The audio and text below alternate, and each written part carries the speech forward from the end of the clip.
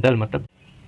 Hello दोस्तों, class academy में आपका स्वागत है और प्रतिदिन की तरह आज भी एक नया चैप्टर लेके आया हूं और वो है जनजाति विद्रोह। इस विद्रोह से संबंधित फ्रेंड्स एक नया ट्रिक लेकर आया हूं और ट्रिक का नाम है कोई मुझे लिंगा कहे। कोई मुझे लिंगा कहे। तो ये ट्रिक का बहुत जल्द उपयोग करने वाला हूँ, तब तक बने रहे मेरे साथ और वीडियो को अंत तक देखिए। तो चलो शुरू करते हैं आज का हमारा पहला विद्रोह। नाम है अजमेर सिंह, लेकिन क्या है हलबा। नाम है अजमेर सिंह, लेकिन क्या है हलबा। हलबा से जो अजमेर सिंह है वो हलबा जनजाति से है और विद्रोह का नाम भी क्या है, हलबा विद्रोह।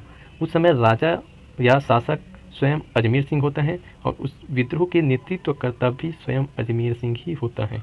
मैं क्या कहा हूँ, नाम है अजमेर लेकिन क्या है हलबा। हलबा से अजमेर सिंह जो है वो क्या है, हलबा जाति से है और विद्रोह का नाम भी क्या है, हलबा विद्रोह। उस विद्रोह का राजा या शासक स्वयं अजमेर सिंह होता है और विद्रोह के नेतृत्व करता भी स्वयं अजमेर सिंह ही होता है। तो ये विद्रोह हुआ क्यों, इसका क्या कारण है, इसके बारे में थोड़ा सा जान लेते हैं। अजमेर सिंह के पिता का नाम है दलपत देव। पिता का नाम था दलपत देव। दलपत देव रक्षाबंधन त्यौहार के दिन राजा बना था। रक्षाबंधन त्यौहार के दिन राजा बना था। तो बात आ गया है रक्षाबंधन, तो अभी आने वाला है रक्षाबंधन। तो मैं अगले वीडियो में दलपत देव और रक्षाबंधन का क्या संबंध है उसमें बना के लाऊंगा, तो मेरे आने वाले वीडियो का आप इंतजार करें। तो चलो आगे हम टॉपिक में चलते हैं। दलपत देव के दो पुत्र, एक तो अजमेर सिंह और दूसरा दरिया देव। और इन दोनों भाई में आपस में सत्ता के लिए क्या होते हैं, संघर्ष होते हैं। इसी को हलबा विद्रोह के नाम से जाना जाता है।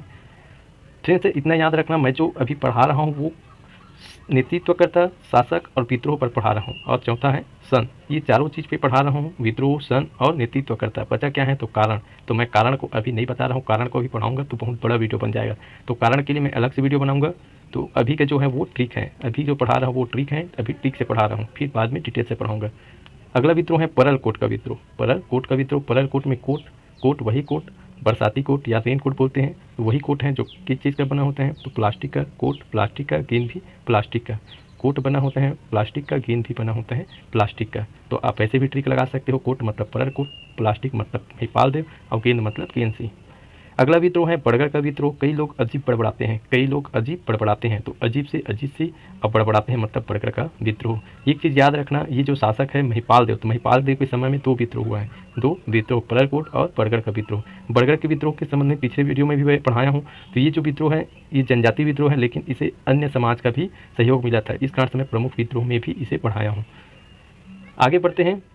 चलो इस डेट को भी मैं याद करा देता हूँ। जैसे कि पहले डेट है, सबसे पहला वाला जो विद्रोह है वो 1774 में होता है। 1774 में, इसके 50 साल बाद दूसरा विद्रोह होता है, मतलब 1824 में। 1824 के बाद तीसरा विद्रोह जो होता है 1833 में। अब ये 9 साल बाद होता है, 1833 में 9 साल बाद। अब इसके फिर 9 साल बाद अगला विद्रोह होता है, इसके 9 साल बाद। तो एक बार 9, 2 बार 9, तो 2 बार 9 आ रहा है, मतलब अगला जो विद्रोह होगा 2 बार होगा, मतलब 42 में 2 विद्रोह होगा। तो इस तरह से भी आप क्रम वाइज सीरीज से डेट को भी याद रख सकते हो। अगला विद्रोह है तारापुर का विद्रोह। तारा वही आसमानी तारा, सितारा। जो तारा होते हैं वो क्या होते हैं, दल में होते हैं। तारा जो होते हैं वो दल में होते हैं। मैं क्या कहूँ, तारा जो होते हैं वो दल में होते हैं। तारा मतलब तारापुर का विद्रोह, दल मतलब दलगंजन सिंह। अभी भोपाल देव के समय में हुआ है और भोपाल देव के समय 2 विद्रोह हुए हैं, आगे बताऊंगा। देखो अगला जो विद्रोह है मेरिया विद्रोह। मेरिया को माड़िया विद्रोह भी कहते हैं, मीडिया को ही माड़िया विद्रोह भी कहते हैं। और ये भी 1842 में हुआ है और तारापुर का विद्रोह भी 1842 में हुआ है। तो यहाँ ट्रिक क्या है, तो माँ से माड़िया, माँ से मांझी, माँ से माड़िया, माँ से मांझी। माँ से एक ही नाम है, घबराना मत। ट्रिक दंतेवाड़ा मंदिर में है, दंतेश्वरी मंदिर। और दंतेश्वरी मंदिर में 1842 या उससे पहले नर बलि चढ़ाते थे। मंदिर में नर बलि चढ़ाते थे, नर बलि। और जिस इंसान का बलि चढ़ाते थे उसे ही कहा जाता था मेरिया। नर बलि मतलब मानव की बलि, और जिसका बलि चढ़ना होता था उसे ही कहा जाता था मेरिया। और बलि के लिए एक विशेष जाति को चुना जाता था, वो है खोंड जनजाति। वो है खोंड जनजाति। खोंड जनजाति को ही बलि के लिए चढ़ाए जाते थे। और बलि चढ़ाने वाले भी 2 जनजाति थे। बलि चढ़ाने वाले भी 2 जनजाति थे। एक जनजाति का नाम है पावा, और दूसरा जनजाति का नाम है कहिंगा। ये दोनों जनजाति बलि चढ़ाते थे खोंड जनजाति के। तो ये है मीडिया से संबंधित। इसके कारण मैं विस्तार से अभी नहीं बता रहा हूँ, ये तो केवल ट्रिक है, मैं ऐसे ही बता दिया हूँ। आगे बढ़ते हैं। यहाँ आप ट्रिक को याद रखना, भोपाल देव के समय 2 विद्रोह हुआ है। एक ट्रिक भी है, लेकिन जब बताऊंगा ट्रिक तो लंबा हो जाएगा, स्टोरी है, आगे आप लोग बना लेना। अगला विद्रोह है लिंगागिरी विद्रोह। लिंगा तो आप जनजाति में पढ़े होंगे, लिंगा देव। और लिंगा देव किसके देवता है, तो वो जनजातियों का देवता है। जनजातियों का देवता है। और जनजाति में सबसे बड़ी जनजाति कौन सी है? गौड़ जनजाति। जनजाति में सबसे बड़ी जनजाति कौन सी जनजाति है? गौड़ जनजाति। और गौड़ जनजाति अपने सरनेम में क्या लिखते हैं? ध्रुव या ध्रुवे, ध्रुव या ध्रुवे। तो ये क्या है? ध्रुवा मतलब ध्रुवे समझो। तो जब भी आप लिंगा पढ़ोगे तो लिंगागिरी पढ़ोगे तो उसे लिंगा देव से पढ़ना। और ये जनजाति का देव है तो जनजाति में सबसे बड़े गौड़ हैं। तो जो ध्रुवा या ध्रुवे है वो क्या है? जनजाति, मतलब आप समझ लेना लिंगागिरी जो है लिंगा देव है और ये ध्रुवा का देवता है। तो आप ऐसे ट्रिक लगा लेना। कोई विद्रोह, तो कोई विद्रोह का भी ट्रिक है। कोई भी दोगला हो सकता है, कोई भी दोगला हो सकता है। तो ये मेरा ट्रिक है। छत्तीसगढ़ के होंगे तो दोगला का मतलब समझ जाएंगे। कोई भी दोगला हो सकते हैं। कोई मतलब कोई विद्रोह, भी मतलब भैरव देव और दोगला मतलब नागौर तोरला। तो ये याद करने का मेरा तरीका है। मैं कुछ नया ट्रिक नहीं बनाता हूँ, ट्रिक यही रहता है मेरा जो उसी में मिल जाए। मैं दूसरा नहीं बनाता हूँ। कितना ट्रिक को मैं याद करूँगा, ये मेरा तरीका है। आप भी कुछ चाहो तो ऐसा ट्रिक बना सकते हो।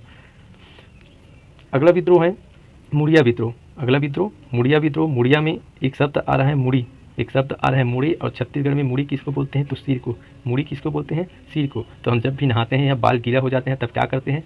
मुड़ी को या सिर को झाड़ते हैं। मुड़ी या सिर को झाड़ते हैं। तो मुड़ी और सिर को झाड़ना मतलब मुड़िया विद्रोह, झाड़ा सिरसा। तो आप ऐसे भी याद रख सकते हो। और मैं जो ट्रिक बताया हूँ वो ट्रिक को बता देता हूँ। कोई मुझे लिंगा कहे, कोई मुझे लिंगा कहे, लिंगा कहे। तो याद रखना कोई मतलब कोई विद्रोह, मुझे मतलब मुड़िया विद्रोह, लिंगा मतलब लिंगागिरी विद्रोह। 3 विद्रोह एक साथ। और 3 विद्रोह एक साथ किसके समय में? भैरम देव के समय में। भैरम देव के समय में 3 विद्रोह हुआ है। भैरम देव के समय में 3 विद्रोह हुआ है। तो भैरम देव के समय कोई मुझे लिंगा कहे, ये मेरा ट्रिक है। तो आप ऐसे याद रख सकते हैं। अब ये जो विद्रोह हुआ है 1876 में हुआ है। 1876 में। ये डेट आप याद रख लेना। इसके आगे वाला डेट मैं याद करा देता हूँ। 1856 और 1859। तो 1856 है ये जो डेट है 1857 की क्रांति के जस्ट पहले की डेट है। और यहाँ से कई बार प्रश्न बना है। तो प्रश्न कैसे आता है कि 1857 की क्रांति से पहले कौन सा जनजाति विद्रोह हुआ था? वो है लिंगागिरी विद्रोह। ये 56 में हुआ है, जस्ट इसके पहले। या बाद में कभी पूछ देंगे तो ये आप 1859 को लगा सकते हो, कोई विद्रोह। अगला विद्रोह है भूमकाल का विद्रोह। भूमकाल को आप भूमकाल पढ़ो या धूमकाल, भूमकाल पढ़ो या धूमकाल। धूम वही मचा सकते हैं जो गुंडा। आप समझ सकते हो कि भूमकाल मतलब धूमकाल, गुंडा मतलब गुंडाधुर, रुद्र मतलब गुंडा ही होगा मतलब गुंडाधुर। तो ये मेरा तरीका है पढ़ने का। आप भी ऐसे ट्रिक लगा सकते हो।